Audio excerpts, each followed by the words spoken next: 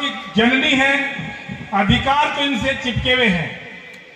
आज मुझे यह आपके बीच में आके सुनता है कि मैं मेरे सामने जो बैठे हुए लोग देख रहा हूं, ये लोग सब दादा और परदादा हैं। मैं पहले सरकार को ये बताना चाहता हूं कि आप अगर आज की संख्या का अनुमान लगाएं तो जितने लोग अंदर बैठे हैं उतने ही लोग सड़क के ऊपर बाहर बैठे हैं। और ये जो दादा और परदादा हैं, ये एक एक आदमी 50 आदमियों को रिप्रेजेंट करता है। एक एक आदमी के 4-4, 5-5 बेटे हैं, उनके 10-10 पोते हैं, उनके 15-15 गिनायत हैं, उनके 15-15 यार दोस्त हैं। एक आदमी 100 आदमियों की संख्या है। ये तो हमारी बुजुर्ग है, हमारे जवान, इनकी जो अगली पीढ़ी है वो आप बाल राइन में देख चुके हो। ये लोग शांति के प्रेरक हैं। ये आपको ये संदेश देने के लिए आए हैं कि हमारी जो मांगे हैं वो शांति की मांगे हैं, हमारे अधिकारों की मांगे हैं, हमारी बात मान लीजिए। मैं आपको ये कहना चाहता हूं कि ये देश जो है ये किसानों और पशुपालकों का देश है।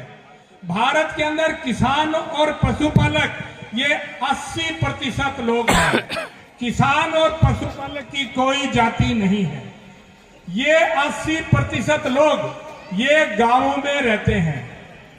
20% लोग जो शहरों में रहती हैं वो आपके 80% बजट को शहरों में ही खा जाते हैं।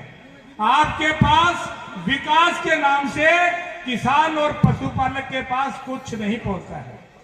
किसान और पशुपालक में थोड़ा सा भेदभाव हुआ क्योंकि जब लैंड रिफॉर्म एक्ट भारत में आया तो किसान भाइयों ने जमीन की लड़ाई लड़ी। हमारे पीछे 3 नाम लिखे हुए हैं, जल, जमीन और जंगल। हमारे किसान भाइयों ने जमीन की लड़ाई लड़ी और जमीन पे उनको फ्री स्वामित्व मिला। लेकिन मेरा पशुपालक भाई जमीन की लड़ाई में तो साथ था, पर वो जंगल की लड़ाई लड़ना भूल गया। जिस तरह से किसान भाई जमीन का किराया भर रहा था, लगान दे रहा था, उसी तरह से ये पशुपालक भी जंगल में चरण और विचरण का लगान दे रहा था। उसको चराई कहते थे, पशु चराई कहते थे। किसान भाई ने लगान देना 1980 के बाद में भारत में कोई भी किसान भाई लगान नहीं देता, पर ये पशुपालक आज भी जंगल में चरण और विचरण का लगान देता है। अगर ये आवाज आपने पहले उठाई होती तो आपको भी जमीन का अधिकार मिलता, जंगल का अधिकार मिलता, जल का अधिकार मिलता। मेरे भाइयों, ये जितने भी मेरी उम्र के बुजुर्ग लोग बैठे हैं, हमें गलती स्वीकार करनी चाहिए कि जो आवाज आज अपने युवाओं से प्रभावित होकर के यहाँ आए हो, आपको आवाज, आपको और हमको बहुत पहले उठानी चाहिए थी। जंगल पे तो अधिकार हमारा है। सरकार आज भी सरकार कहती है कि किसान भाइयों आपकी जमीन आवक्त नहीं की जाएगी। अरे पर जिनका जंगल है उनको बेचने के लिए कभी उनसे परमिशन मांगना क्या? मेरे भाइयों, मैं आपको याद दिलाना चाहता हूं कि आपके पास चराई की रसीद है, जंगल का किराया आपने भरा है, आपका जंगल के ऊपर उतना ही अधिकार है जितना किसान को जमीन का अधिकार है। अब सरकार को किसान की जमीन लेना आसान हो गया क्योंकि जमीन के ऊपर स्वामित्व लिमिटेड 4, 5, 10 लोगों का है। उनको 5 के 25 रुपया देके जमीन आवक्त कर लेगी। पर जो जंगल की जमीन है वो हमारी सामूहिक जमीन है, वो किसान की भी है, पशुपालक भी है। अरे उसको हम आवक्त नहीं होने देंगे। सरकार ने हमसे एनओसी लिया क्या? अगर आज सरकार दिल्ली में बैठ के कोई कानून बना दे कि पक्षी आप पीपल के पेड़ पे घोंसला नहीं बनाओगे, वहां तो वर्मा जी रहते हैं, आप आम के पेड़ पे घोंसला नहीं बनाओगे, आप फीड करते हो। अरे पक्षी को नहीं पता है कि आम का पेड़ क्या है, पीपल का पेड़ क्या है, बबूल का पेड़ क्या है। पक्षी की तो प्रकृति है, वो घोंसला पेड़ के ऊपर ही बनाएगा। ये मेरा पशुपालक है, ये इसकी प्रकृति है, ये अपना घोंसला, अपना मकान, अपना बाड़ा, अपना गतवाड़ा सब जो है वन भूमि पे बनाएगा, गोचर भूमि पे बनाएगा। उस पे मेरा अधिकार है, वो प्राकृतिक अधिकार है, प्राकृतिक अधिकार। मैं भाइयों आपको याद दिलाना चाहता हूं कि जब तक आप अपने घोंसले की मांग नहीं करोगे, अपने प्राकृतिक अधिकारों आप समय नहीं लड़ोगे, आपको आपके अधिकार नहीं मिलेंगे। आप लोग हर बार ये सोचते हो कि आपके नाक के ऊपर बैठी मक्खी कोई दूसरा आदमी उड़ा दे, ये कतई संभव नहीं है, कतई संभव नहीं है। आपकी मक्खी आपको उड़ानी पड़ेगी, आपके अधिकारों के लिए आपको लड़ना पड़ेगा। आप कोई भीख नहीं मांग रहे हो, भीख नहीं मांग रहे हो। जिस तरह से किसान भाई ने जो पैदा हुआ देश को दिया, हमारा देश में कितना आसान है वो बता रहा हूं। किसान भाई ने जो पैदा हुआ देश को दिया, अनाज पैदा हुआ तो, सरसों पैदा हुआ तो, गेहूं पैदा हुआ, सब देश को दिया। अरे पशुपालक ने कौन सा घर में रखा है, इसने बैल पैदा किया तो देश को दिया, ऊंट पैदा किया तो देश को दिया, दूध पैदा किया तो देश को दिया, ऊन पैदा किया तो देश को दिया, जो पैदा किया देश को दिया। तो हमारा इस देश के विकास के अंदर हमारा हिस्सा है। हमारी पॉपुलेशन 80% है। भाइयों, आज हमें एक होने की जरूरत है।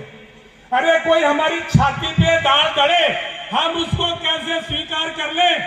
एसी में बैठ करके नीतियां बनाते हैं। मैं कह रहा हूं पूरे राजस्थान के अंदर या तो कोई अच्छी भूमि है नहीं, या तो कोई कृषि भूमि अच्छी है नहीं, अगर है तो ये सिरोही से उत्तम कृषि भूमि पूरे राजस्थान में कहीं नहीं है। अरे आपको खनन यहीं पे करना है क्या? अरे आपको खनन करना बहुत जरूरी है। तो जहां कृषि योग्य भूमि नहीं है, जहां बंजर भूमि बनी है, जहां उपजाऊ भूमि नहीं है, आप वहां खनन कर लीजिएगा। राजस्थान तो अथाह भंडार है, पर आप खनन कब तक करोगे? मैं कहता हूं कि आप इस प्रकृति से छेड़छाड़ मत करिए। अगर या तो आप भगवान में विश्वास नहीं करते, और अगर भगवान धरती पे है तो सिर्फ ये प्रकृति है, प्रकृति को छोड़ करके कोई भगवान नहीं है। ये नदी नाले पहाड़ ये जो भी बनाए ये परमात्मा ने बनाए। अगर आप परमात्मा की बनाई हुई चीजों को नष्ट करोगे और अपनी बनाई हुई चीजों से प्रेम करोगे, तो मैं कहता हूं, ये मेरे विचार हैं कि शायद परमात्मा कभी आप पे खुश नहीं होगा। ये जो पशुपालक कौम है, ये सदैव प्रकृति के नजदीक रही है। प्रकृति हमारी पूजा है। हम जब तक रहे हैं प्रकृति हमारे साथ साथ फली फूली है। अरे कभी आप टाइगर प्रजर्व बनाते हो, आपको शेर और चीता प्रिय है। मैं कहता हूं कोई भी भारत में ये कह दे कि कोई शेर और चीता का दूध पी करके कोई पैदा हुआ है या कोई जिंदा रहा है, अरे आपको इतने प्रिय है तो आप दिल्ली में पाल लो, जयपुर में पाल लो। हमारी छाती के ऊपर आप ये शेर और चीते क्यों पाल रहे हो? आप बार बार कभी पर्यावरण का, कभी किसका हवाला देते हो? क्या पर्यावरण को किसानों ने नाश किया है? क्या पर्यावरण का नाश पशुपालकों ने किया है? अरे जिन्होंने पर्यावरण का नाश किया है सजा उनको मिलनी चाहिए। आप पर्यावरण का नाश आप शहरों में बैठ के करते हो और उसकी सजा आप हमें देते हो। मैं इसलिए कह रहा हूं कि आपको जागरूक होना पड़ेगा। आप ये जो पार्टियों को थोड़ी दिनों के लिए भूल जाइए, बीजेपी की हो चाहे कांग्रेस हो, यार राजस्थान के अंदर नंबर है कि भाई अब की बार तेरी बारी, अब की बार मेरी बारी। आपका ऐसे कभी भी विकास होने वाला नहीं है। आप चाहे सूख खाओ चाहे सौगंध खाओ, वोट तो आप किसी न किसी को दोगे, पहले वाले को नहीं तो बाद वाले चोर को दोगे, बाद वाले को नहीं तो पहले वाले को दोगे। आपको कोई आपके अधिकार मिलने वाले नहीं है। इसलिए ये लाल सिंह जी आपके बीच में चेतना स्वरूप आए, ये आपसे कुछ लेने के लिए नहीं आए। हर चीज का जो सुख सुविधा इनके पास थी उनका परित्याग करके आए हैं। ये संत रूप में आपके बीच में आए हैं। इसलिए मैं आपको निवेदन करता हूं कि आप जहां लाल सिंह की आवाज है वहां आपको खड़े हो जाइए। सरकारें तो आपके अधिकार लेकर के आगे से खड़ी रहेंगी कि आप हमें ये बताइए, पशुपालक भाइयों, आप किसान भाइयों, ये बताइए कि आपको क्या अधिकार चाहिए। किसान भाइयों के अंदर भी लीडरशिप की कमी रही है।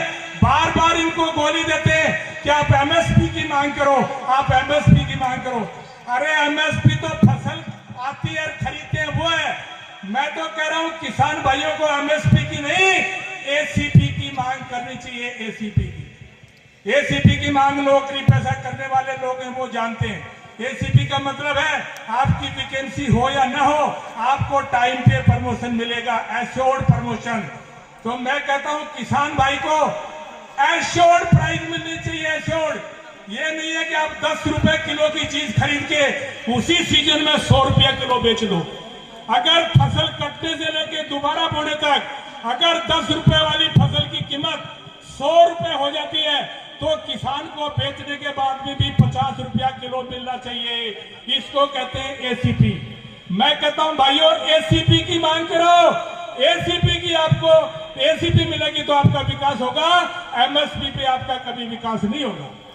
इस तरह की मांगे जो हम आपको लेके आपके साथ ला रहे हैं। अगर भारत का किसान, भारत का पशुपालक एक हो जाएगा तो इन पार्टियों का वर्चस्व खत्म हो जाएगा।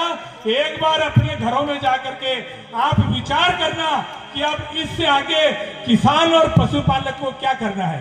आपको ये बारी बारी की श्रृंखला तोड़नी होगी। जब तक ये बारी बारी की श्रृंखला नहीं टूटेगी आपको आपके अधिकार नहीं मिलेंगे। ये चाहिए आपके घरों में फैक्ट्री, अब तो गांव की बात कर रहे हो, ये आपके घरों में फैक्ट्री लगाएंगे। जब बड़ी जमीन एक्वायर कर लेगी तो उनके नट बोल्ट बनाने वाली जो फैक्ट्रियां हैं वो आपके घरों में लगेंगी, आपके घरों में। आप दिल्ली के अंदर जाके देख लो, महानगरों में, वहां ऑक्सीजन के सिलेंडर सांस लेने के लिए रखते हैं, सांस लेने के लिए। आपको भी यहां सिलेंडर रखने पड़ेंगे। आप जो सोचो कि किसान भाइयों जिनकी जो पर्सनल जमीन है वो सरकार को लेना बहुत आसान है,